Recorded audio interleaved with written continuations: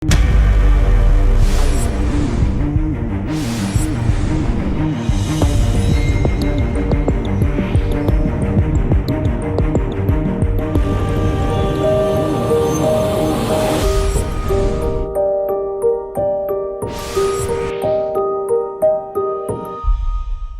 वालेकुम नाज़रीन, programme tax programme के साथ मैं हूं अफजल यूबी। नाज़रीन, आज हमारे प्रोग्राम का टॉपिक है वो है मिनी बजट और हमारी टैक्सेशन।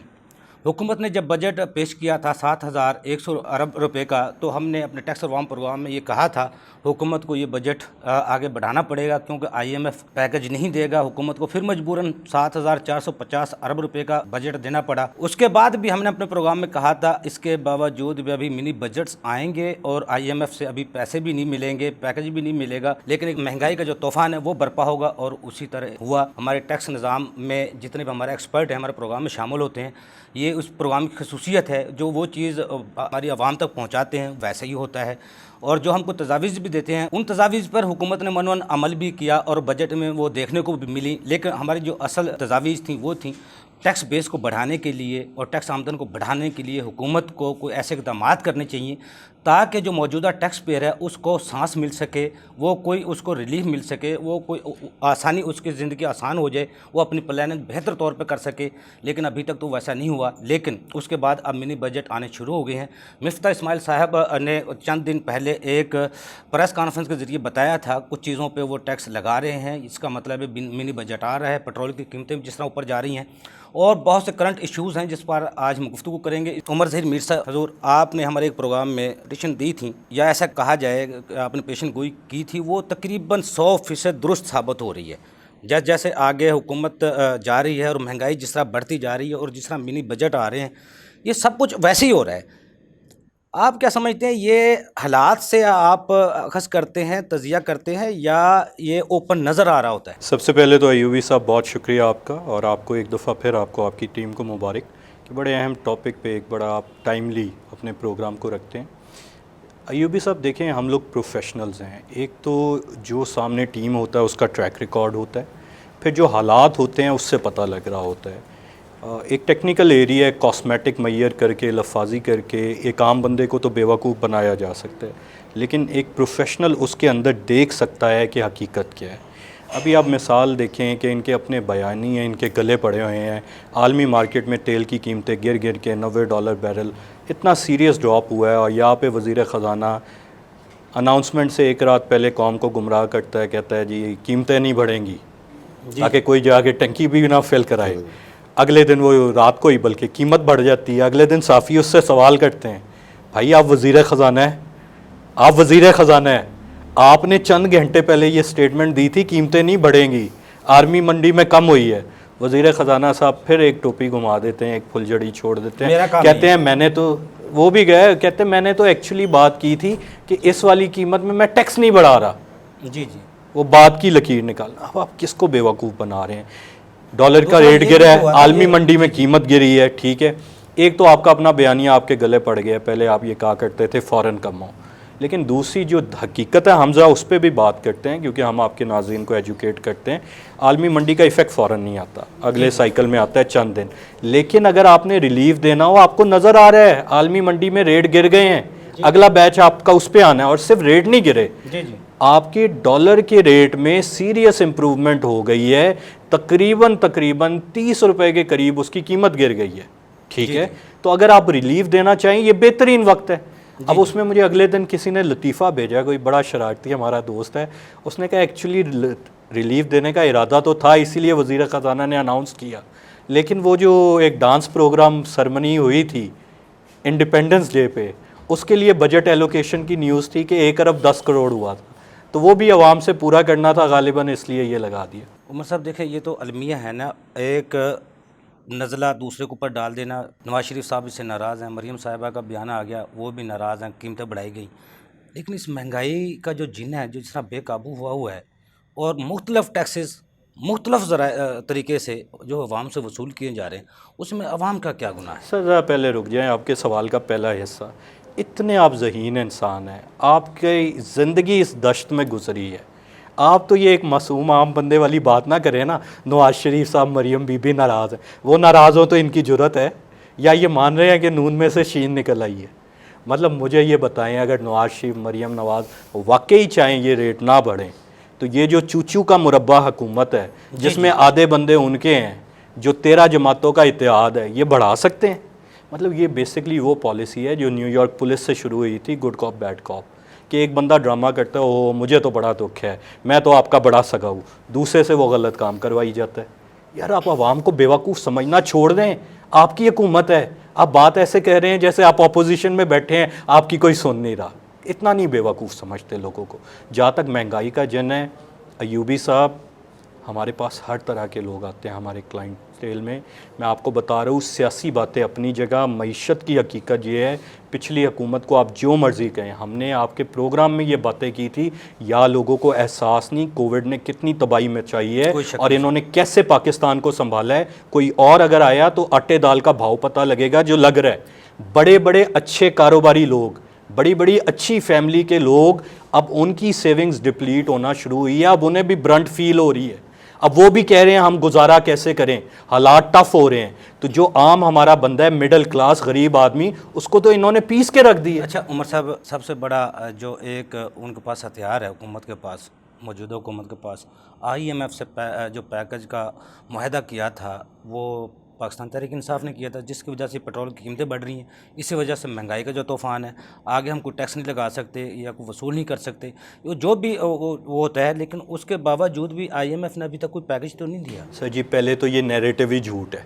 आप IMF एग्रीमेंट पढ़ लें, मैं आपको व्हाट्सएप करूँगा, उसमें कई ऐसी नहीं है। ये बेसिकली रिलाई इस पे करते हैं कि आम बंदे ने पढ़ना नहीं है। ठीक है, आप जैसे बाकिरदार सच बोलने वाले साफ़ी अब कम होते जा रहे हैं, तो जो मर्ज़ी झूठ बोलते जाओ, लोगों ने आंखें बंद करके यकीन करना है। तो सारे लोग तो नहीं है ना, वो लोग पढ़ते हैं। देखिए एक सेकेंड, IMF का जो प्रोग्राम है ना सर जी, IMF ने आपसे बेसिकली रेवेन्यू बेस एग्री की थी। जी जी, ये आपकी मर्जी, आपने क्या करना है। मैं अब आपको एक ब्रेकिंग न्यूज़ आपके प्रोग्राम में बताता हूँ। जी जी, हमारे लिए जो ज़्यादा क्रिटिकल फ्यूल है ना, वो डीजल है। ठीक है जी, डीजल पे हमारी ज़राअत भी मुनहसर है, हमारी इलेक्ट्रिसिटी प्रोडक्शन भी, और हमारी पब्लिक ट्रांसपोर्ट का मेजर हिस्सा भी। जी जी, डीजल की मेजॉरिटी मोर देन 60% पाकिस्तान की सेल्फ रिलायंस है। जी जी, हमारी स्टेट ओन्ड एंटिटियाँ हम खुद पैदा करते हैं। ठीक है, बेसिकली हुआ क्या है, इस सप्लाई चेन क्राइसिस में जितनी ऑयल मार्केटिंग कंपनी है ना इंटरनेशनल, उन्होंने अपने मार्जिन बढ़ा दिए। मैं मिसाल देता हूँ समझाने के लिए कि अगर पहले एक बैरल पे वो $5 लेते थे ना, तो अब उन्होंने $40-45 किए। इन्होंने ये किया कि इन्होंने भी अपने मार्जिन उसी लेवल के बढ़ा दिए, टैक्सेस भी बढ़ा दिए, कीमतें भी बढ़ाई, डॉलर भी फ्लाई कर रहा है, अवाम को भी पीस रहे। ओ भाई, जो आपके घर की प्रोडक्शन है डीजल, उसका तो आप कम कर सकते हैं। इमरान हुकूमत ने जो किया था ना, यही नुस्खा कीमिया किया था। आपको याद होगा उस वक्त आलमी मार्केट में हम बातें किया करते थे कि डीजल की कीमतें बढ़ रही हैं, लेकिन यहाँ पे पेट्रोल से कम रखी हुई हैं। कैसे? वो यही था। अच्छा, अगर ये कुछ करने के काबिल भी नहीं है, टीम वही है फाइनेंस मिनिस्ट्री में, इन्हें ब्रीफ भी किया जा चुका है। सिर्फ ये अवाम का अगर जरा सा दर्द रखते हो ना, वो डीजल की कीमतों में कोई नुकसान नहीं होना। आपके घर की खेती है, आप उसके मार्जिन कम करके अवाम को रिलीफ दे दे। हर चीज की कीमत तो फ्यूल पे है। जब 150 पे 145 पे था, जब हमारे यहाँ पेट्रोल 150 पे था, 125 पे, अब देखें ना, अब 250 पे जा चुका है, और अब वो 94 रुपये पे डॉलर है बैरल। तो इसका मतलब है फिर ये जानबूझ के अवाम के साथ जुल्म किया जा रहा है। सर जी, मेहनत नहीं करनी। और कुछ लोग तो ये कहते हैं कि जानबूझ के एक ऐसी स्टेट क्रिएट की जा रही है जहां आपकी इतनी डिपेंडेंस हो जाए IMF पे, और हर चंद महीने बाद वही सिचुएशन हो कि आप स्ट्रक्चरल रिफॉर्म ना करें, भीख मांग के लाएं, 3-4 महीने गुजारें, फिर आप वहीं पे खड़े हों, फिर वही हालात हो, ताकि खुदा ना खास्ता, अल्लाह ना करे कि अल्टीमेट एम ये है कि हमारा यूक्रेन वाला हाल कराया जाए, हमसे लिखवा के ले लिया जाए। 40% तो शरह महंगाई की तो आ चुकी है, 48% पे तो जो सिरेना का था वो डिफॉल्टर हो गया था। बिल्कुल, 40 पे तो हम पहुंच चुके हैं। उमर साहब, जो हमारे दोस्त थे वो बता रहे थे हालात ख़राब भी हैं, लेकिन जो बजट पीछे हुकूमत ने पेश किया था, अब उसके नतायज अभी तक 4 माह में आप उनको किस तरह देख रहे हैं? दूसरा, ये 4 माह में हुकूमत ने कोई मुआशी पॉलिसी का कोई ऐसा ऐलान नहीं किया जिस पे अभी तक टैक्स पेयर कोई एतमाद कर सकें, या वो कह सकें इस लाइन पे हमने चलना है, इस डगर पे चलना है हमने। आपने बजट का जिक्र किया या फाइनेंस एक्ट का, मैं 1-2 मिसालें देता हूँ आपके नाज़रीन के लिए, वक्त की कमी है। IT सेक्टर ने हमारे पिछले साल ग्रो किया, 1 बिलियन के करीब एक्सपोर्ट पहुँची। कोई शक नहीं। इस इकोनॉमिक टीम ने कहा ये क्या हो रहा है, इसकी कमर तोड़नी चाहिए, टैक्स लगा दिया। उन्होंने पॉलिसी बदल दी। ये जो इकोसिस्टम सारा था, लोग अट्रैक्ट हो रहे थे, बाहर से इन्वेस्टमेंट आ रही थी, वो था कि यहाँ पे टैक्स ब्रेक थी। अच्छा, टैक्स ब्रेक से भी ज़्यादा अहम ये थी कि लोग कहते थे उन्हें उन हैसल्स में नहीं पड़ना पड़ेगा। इन्होंने उसको चेंज किया। पहले एक बड़ा अरस्तू किसी ने हल निकाला, उसने कहा जी ऐसा करें, एक टैक्स लगाएं जो ये टैक्स क्रेडिट क्लेम करें। खैर उसका भी हल था क्योंकि कानून के अंदर एग्जेम्पशन सर्टिफिकेट वो हो गया। अब इन्होंने उससे आगे एक छलांग मारी, इन्होंने ये किया उसके ऊपर टैक्स लगा दिया। उसका इमीडिएट रिजल्ट आना शुरू हुआ है। अल्लाह ताला करम करे क्योंकि यहाँ पे टैलेंट बहुत है और रिसोर्स सस्ती अवेलेबल है, ये बड़ी हद तक न्यूट्रलाइज करता है। लेकिन हमें पता है हमारे बहुत क्लाइंट है आईटी सेक्टर के, कई लोगों ने यहाँ से पैकअप करके थाईलैंड वगैरह में चले गए हैं। उन्होंने कहा ये तो फिर अब हमें अफोर्डेबल नहीं है और साथ अब हमें वही हैसल होंगे, वही हैरेसमेंट होगी, हमने नहीं करना। तो इस तरह की पॉलिसियाँ जो आप रिवर्स गियर लगा रहे हैं, जो चीज़ें अच्छी भी है, बजाय इसके कि आप नई चीज़ें बेहतरी लाएं, आप टैक्स नेट बढ़ाएं, आप जो चीज़ें चल रही हैं, जो सनत बढ़ रही है, उसको भी रोकने की कोशिश कर रहे हैं। अब इसका क्या मतलब है? इसका मतलब ये है या तो आप इंतहाई इनकम्पिटेंट है, आपको समझ ही नहीं है, या फिर कोई अल्लाह ताला ना करे बड़ी सोची समझी किसी स्कीम के तहत आप ये चीज़ें चल कर। अच्छा आगे आ जाएं, इनकी डंक टपाओ पॉलिसी की एक क्लासिक मिसाल। अभी जी मिफ्ता साहब ने कोई हफ्ता एक हुआ है, उन्होंने बड़ी भरपूर प्रेस कॉन्फ्रेंस की। उन्होंने कहा देखें मैंने मईशत संभाल ली, हमारा करंट अकाउंट डिफिसिट इतना नीचे गया, वहाँ पे कई लोगों ने तालियां बजाई। अब आपके सामने इनको हमजा बताते हैं पर्दे के पीछे क्या तमाशा हुआ है। पर्दे के पीछे इन्होंने रोकी कैसे हैं, बेशुमार इंपोर्ट्स पे तो पाबंदी लगाई, और उसमें से वही लग्जरी आइटम्स नहीं है, लग्जरी आइटम्स तो इन्होंने प्रेशर में अलाउ कर दी, कुत्ते बिल्ली के खाने अलाउ हैं, आप इंपोर्ट कर सकते हैं। जो ज़रूरी आइटमें थी, कई मशीनरी की थी, आपकी टेक्सटाइल की थी, उन पे एक तो पाबंदी लग गई, सीकेडी किट पे लग गई। अच्छा आपकी कार इंडस्ट्री नीचे जाना शुरू हुई, आपकी प्रॉपर्टी इंडस्ट्री पे इम्पैक्ट आ रहा है, टेक्सटाइल पे इम्पैक्ट आ रहा है, यहाँ तक था। साथ इन्होंने ये किया जो शिपमेंट्स आ भी गई थी, डिफरेंट एस्टिमेट्स हैं 2.5 से 3 बिलियन के इन्होंने पोर्ट्स पे रोकी हुई है, पेमेंट नहीं क्लियर कर रहे, लेकिन वो करनी तो है। तो जिस वक्त वो क्लियर होगी फिर क्या होगी? ये वही तमाशा जो पहले भी होता था ना, इसकी टोपी उसके सर, उसके सर, नंबर फजर, आर्टिफिशियल मैनेजमेंट कर लो, वक्ती डंक टपाओ को देखो हमने संभाल ली है, बाद की बाद में देखी जाएगी, लेकिन बाद में उसकी कई गुना ज्यादा कीमत आवाम को भुगतनी पड़ती है। एक आखिरी पॉइंट, मेरे दोस्त चौधरी साहब ने बिल्कुल दुरुस्त कहा, मैं हमेशा आपके प्रोग्राम में भी और आर्टिकल्स में भी साल से ये प्रोपोगेट करता हूँ, देखें थोड़ी मेहनत कर लें, टैक्स नेट बढ़ा लें। जो इनडायरेक्ट टैक्स है ना, वो एक तो रिग्रेसिव होता है, वो करता क्या है कि अयूबी साहब आप भी वही टैक्स दे रहे हैं, ये अब आप चाय पी रहे हैं, इसमें जो दूध डला है, पत्ती डली है, उस सब के ऊपर इनडायरेक्ट टैक्सेस हैं, सेल्स टैक्स है, तो आप टैक्स दे रहे हैं। आपका जो मुलाजिम चाय पी रहा है वो भी वही टैक्स दे रहा है। अब ये मुनसिफाना नहीं है कि आपकी आमदनी उससे ज्यादा है। इसका हल जनाब क्या है? इसका हल ये है थोड़ी मेहनत करनी पड़ेगी, जिससे कतराते हैं टैक्स नेट बढ़ाएं। डॉलर जैसे नीचे आया है, वो कहते हैं जादू की छड़ी नहीं है, कोई हमने जानबूझ के नहीं रोका हुआ था, फिर इसका मतलब डॉलर जो नीचे आया ये इंपोर्ट कम रोकने की वजह से आया है या और कुछ कोई तरीका है? आप क्या समझ, इसमें क्या लॉजिक है? यूबी साहब सवाल आपका बहुत अच्छा है। बदकिस्मती से ये जो उनका बयान है उनके अक्सर बयानों की तरह मुकम्मल सच नहीं है। मैं झूठ नहीं कहता, अधूरा सच कह देता हूँ। डॉलर 3 मेजर फैक्टर्स की वजह से इम्पैक्ट हुआ है। पहला फैक्टर ये जो आर्टिफिशियल रोक लगाई है, जो वो कहते हैं हमारे काबू में नहीं, इन्होंने ही लगाई है और दुरुस्त तरीका नहीं था। एक डिमांड सप्लाई इम्पैक्ट हुई। दूसरा मेजर जो आर्मी चीफ की कॉल के नतीजे में हमें IMF का लेटर ऑफ इंटेंट मिल गया है। ये सिर्फ उस 1.5-2 बिलियन डॉलर की बात नहीं है, हमारे 10 बिलियन का पैकेज उसके ऊपर डिपेंड कर रहा था। UAE, सऊदी, चाइना सबने कहा था कि IMF का होगा तो हम करेंगे। अब जैसे ही ये लेटर ऑफ इंटेंट आया, मार्केट का कॉन्फिडेंस। तीसरी चीज जो एक्चुअल करने वाली थी और इन्होंने नहीं की, जो ऑटोमेटिकली मार्केट में हुई, जखीरा अंदोजी हुई थी डॉलरों की।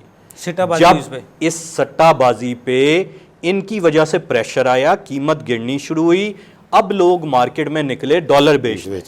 लेकिन क्योंकि अब डिमांड कम थी, पेमेंटें तो सारी रोकी हुई हैं, किसको चाहिए डॉलर, ठीक है, उतनी डिमांड नहीं थी तो रेट तेजी से गिरा, लोग और घबराए, वो और डॉलर मार्केट में लेके आए कि हमें नुकसान हो रहा है, वो और गिरा। तो ये 3 फैक्टर्स का कॉम्बिनेशन था जिसमें 2 फैक्टर्स डायरेक्टली इनके कंट्रोल में थे और तीसरा फैक्टर जो इन्होंने आर्मी चीफ के मिन्नत तरले करके कराया वो भी मैं समझता हूँ कंट्रोल में पहले कराया जा सकता था।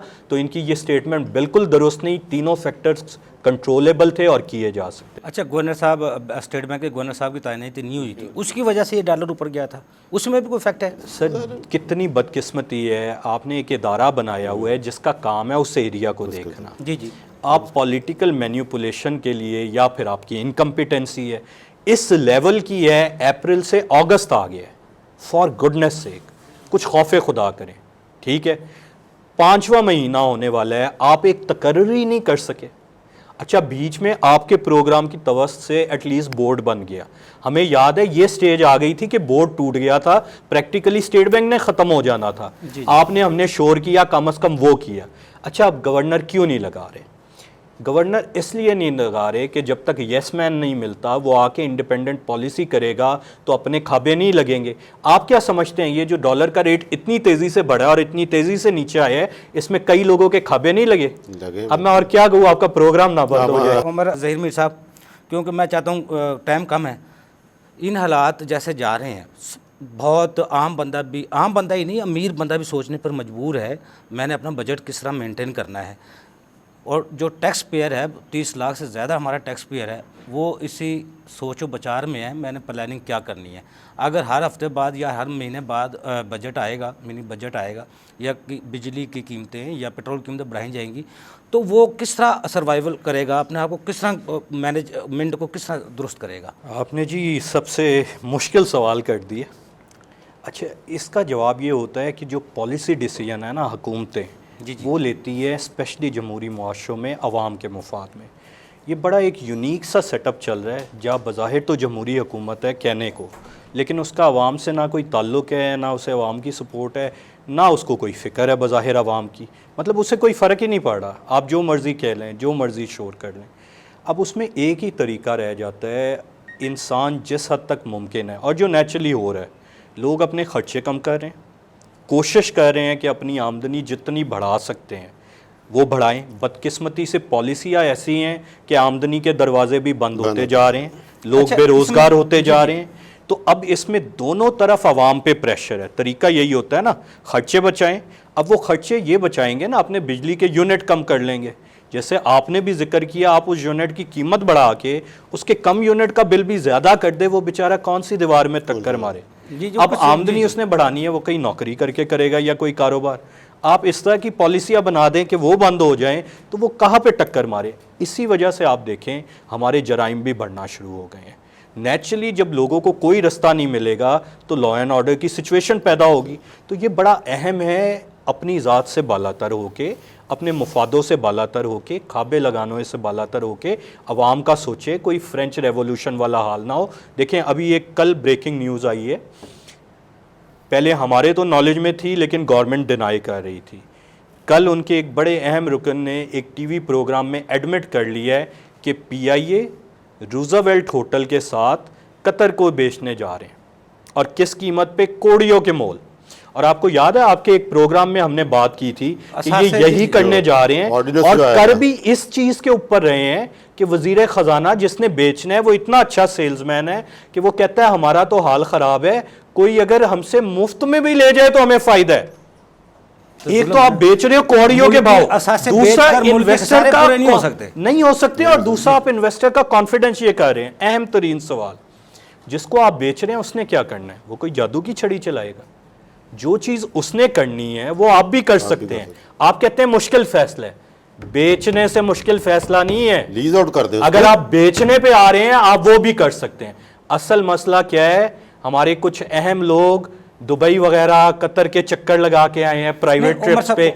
नहीं, ये मैं आपके प्रोग्राम पे कहना चाहता हूँ, फ्रंटमैन बने हैं। जैसे हमें सालों बाद पता लगा था MCB में मियां मंशा साहब के पीछे कौन था, यहाँ भी दास्तानें बाद में पता लगेंगी और मुल्क और उसके अवाम का नुकसान वैसे मैं जो जानता हूँ, अगर यही असासे इनमें पार्टनरशिप कर दी जाए, जिस तरह वो लिस्टेड कंपनी होती हैं, पब्लिक प्राइवेट पार्टनरशिप उसको कर दिया जाए तो वैसे ही इदारे ये ऊपर नहीं चढ़ जाएंगे? सर बिल्कुल चढ़ सकते हैं। मसला ये है कि उसमें फिर खाबे नहीं लगते। चलाना जब चाहे तो पब्लिक फिर है ना। प्राइवेट पार्टनरशिप में वैसे पार्टी हमारे आवाम आती को है, पता तो होना चाहिए ना, ये हो सकता है। बिल्कुल हो सकता है, उसमें आप ऑनरशिप अपने पास सकते हैं। इस वक्त डिफरेंट इदारों में किया भी हुआ है। 51+ अच्छा। स्टेट गवर्नमेंट ऑफ पाकिस्तान का रहता है, यानी उसका कंट्रोल, उसकी मैनेजमेंट। मलकियत पाकिस्तान की होती है। जी जी। दूसरी पार्टी आके उसे बेहतर करती है, पैसा लगाती है और मुनाफा डिवाइड होता है। लेकिन यह करने में क्या है कि पाकिस्तान का फायदा है, प्लस इंडिविजुअल अशखास के कमीशन मारे जाएंगे। जो खास उनका जिनका मिशन है पैसा कमाना, उनके लिए नुकसान है। उमर साहब, आखिर में छोटा सा एक मासूमाना सवाल सा, ये जितना सियासी अदम इस्तेकाम है, इसका टैक्स निज़ाम पर, टैक्स अदा पर या टैक्स मशीनरी पर क्या असर आते हैं? बहुत बड़ा असर है। देखें, दो लिहाज से असर है, एक डायरेक्ट है, एक इनडायरेक्ट। डायरेक्ट असर तो ये है कि जो फंक्शनरीज हैं वो अनसर्टेन है। एक चेयरमैन FPR है, उसको नहीं पता कि मैंने कल रहना है कि नहीं रहना। एक चीफ कमिश्नर है, उसको नहीं पता मैंने कल रहना है या नहीं रहना। आपकी पॉलिसी ना होने से गंदी पॉलिसी बेहतर होती है, गंदी पॉलिसी से अच्छी पॉलिसी बेहतर होती है। हदफ आपका वो होता है, लेकिन कुछ ना होने से कोई पॉलिसी होनी चाहिए। दूसरी चीज़ है इसकी इनडायरेक्ट। जब सियासी अदम इस्तेहकाम है तो मईशत के ऊपर उसका असर होता है। जब केक यानी मईशत सुकड़ रही है तो केक का कितना हिस्सा आप उठा लेंगे, वो भी सुकड़ेगा। इसलिए बहुत ज़रूरी है कि इस सियासी अदम इस्तेहकाम को एड्रेस किया जाए, क्योंकि अब ये सियासत की बात नहीं रही, अब ये मुल्क की मईशत और उसके दिफा से भी लिंक हो चुका है।